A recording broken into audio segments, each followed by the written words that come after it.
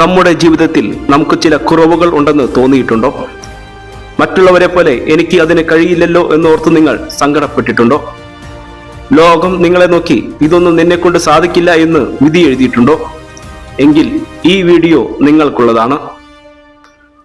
ബൈബിളിലെ ന്യായാധിപന്മാരുടെ പുസ്തകം 3-ാം അധ്യായത്തിൽ ഒളിഞ്ഞിരിക്കുന്ന അധികം ആരും ചർച്ച ചെയ്യാത്ത ഒരു വീരനായകന്റെ കഥയാണിത്.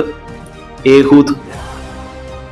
തന്റെ പരിമിതിയെ തന്റെ ഏറ്റവും വലിയ ശക്തിയാക്കി മാറ്റിയ ഒരു മനുഷ്യൻ.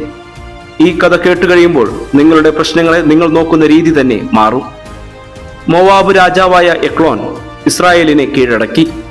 നീണ്ട 18 വർഷങ്ങൾ അവർ ആ ക്രൂരനായ രാജാവിന്റെ കീഴിൽ കഷ്ടപ്പെട്ടു. എക്ലോൻ വളരെ കരുത്തനായിരുന്നു. സൈന്യബലവും അധികാരവും അവന് കൂട്ടിനുണ്ടായിരുന്നു.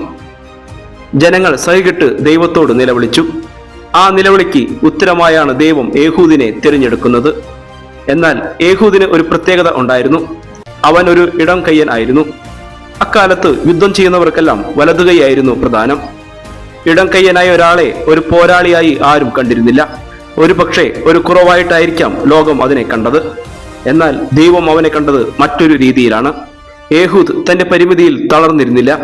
അവൻ ഒരു പദ്ധതി തയ്യാറാക്കി. 2 വായ്ത്തലയുള്ള ഒരു ചെറിയ വാൾ അവൻ നിർമ്മിച്ചു.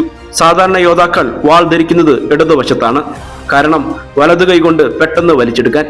എന്നാൽ ഏഹൂദ് ഇടം കയ്യൻ ആയതുകൊണ്ട് അവൻ ആ വാൾ തന്റെ വലതു തുടയിൽ ഒളിപ്പിച്ചു വെച്ചു.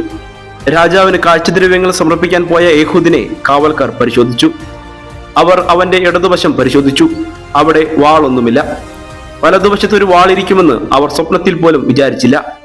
അവർ അവനെ സുരക്ഷിതനായി രാജാവിന്റെ അടുത്തേക്ക് വിട്ടു. രാജാവിനോട് ദൈവത്തിന്റെ ഒരു സന്ദേശം പറയാനുണ്ടെന്ന് പറഞ്ഞ് ഏഹൂദ് അവനെ തനിച്ചു നിർത്തി.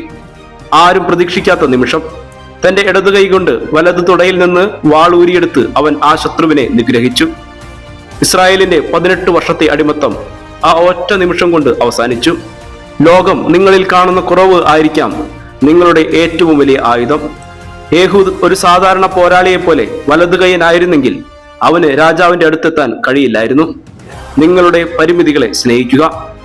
നിങ്ങൾ ഒറ്റയ്ക്കല്ല. ദൈവം നിങ്ങളെ വിളിച്ചിട്ടുണ്ടെങ്കിൽ ലോകം നിങ്ങളെ തള്ളിക്കളഞ്ഞാലും അവൻ നിങ്ങളിലൂടെ വലിയ കാര്യങ്ങൾ ചെയ്യും.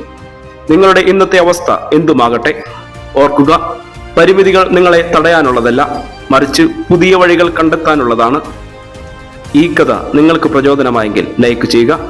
ഇതുപോലെയുള്ള ബൈബിൾ മോട്ടിവേഷൻ കഥകൾക്കായി ഈ ചാനൽ ഇപ്പോൾ തന്നെ സബ്സ്ക്രൈബ് ചെയ്യുക. നിങ്ങളുടെ അഭിപ്രായങ്ങൾ താഴെ കമന്റ് ചെയ്യൂ.